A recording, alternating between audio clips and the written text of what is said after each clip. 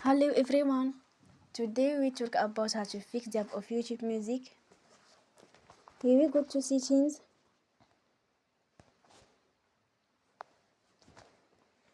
Then we click on apps.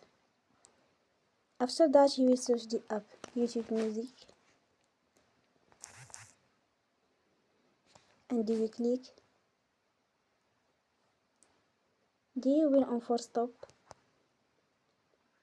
After that you will go to storage. Then we click on clear cache.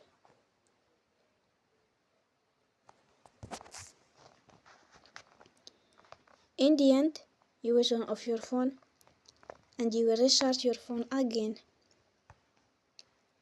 Don't forget to support us by like and subscribe. See you next time and thank you for watching.